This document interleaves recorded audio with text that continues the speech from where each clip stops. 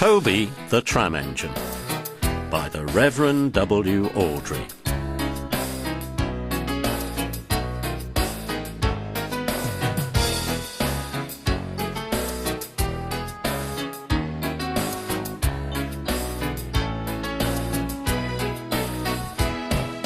Toby and the Stout Gentleman. Toby is a tram engine. He is short and sturdy. He has cow catchers and side plates and doesn't look like a steam engine at all. He takes trucks from farms and factories to the main line, and the big engines take them to London and elsewhere. His tram line runs along roads and through fields and villages. Toby rings his bell cheerfully to everyone he meets. He has a coach called Henrietta, who has seen better days. She complains because she has few passengers. Toby is attached to Henrietta and always takes her with him. She might be useful one day, he says. It's not fair at all, grumbles Henrietta as the buses roar past full of passengers. She remembers that she used to be full and 9 trucks would rattle behind her. Now, there are only 3 or 4, for the farms and factories send their goods mostly by lorry.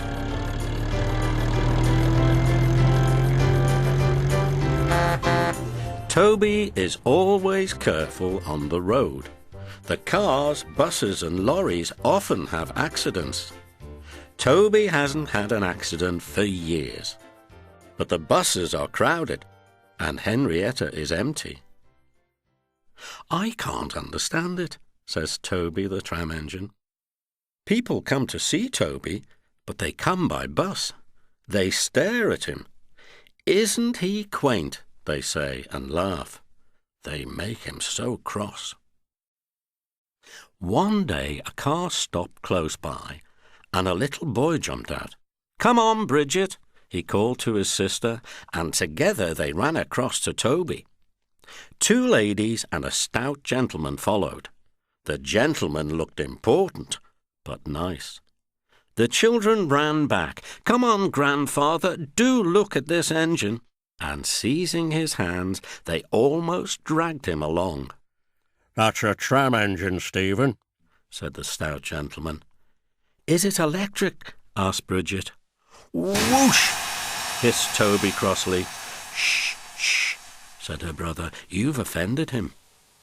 "But trams are electric, aren't they?" "They are mostly," the stout gentleman answered.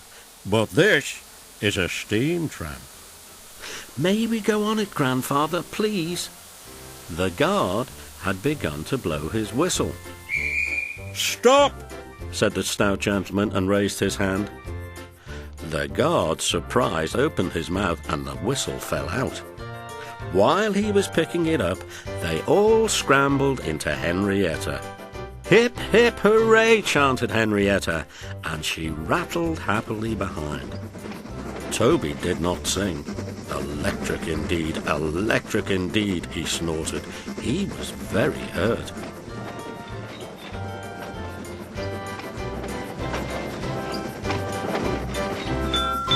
The stout gentleman and his family got out at the junction, but waited for Toby to take them back to their car.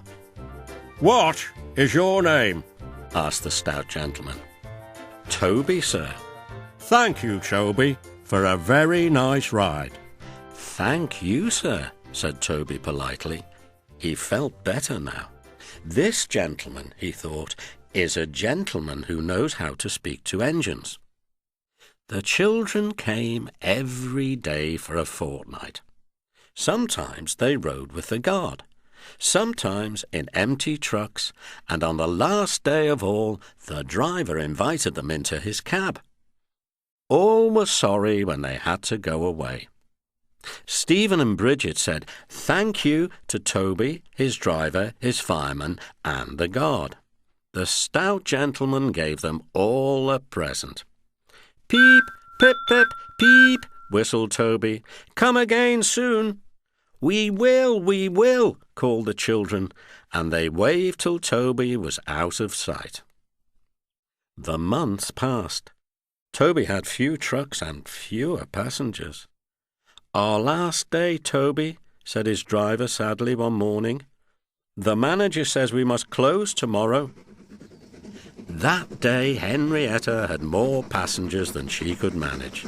They rode in the trucks and crowded in the brake van, and the guard hadn't enough tickets to go round.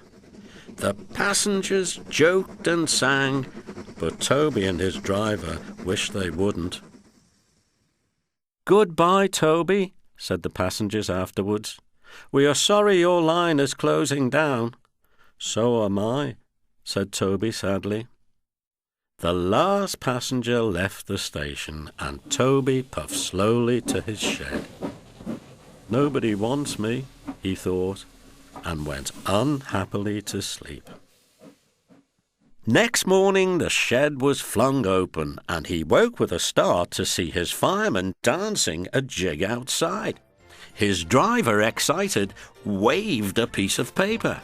"Wake up, Toby," they shouted, "and listen to this. It's a letter from the stout gentleman." Toby listened but I mustn't tell you any more, or I should spoil the next story.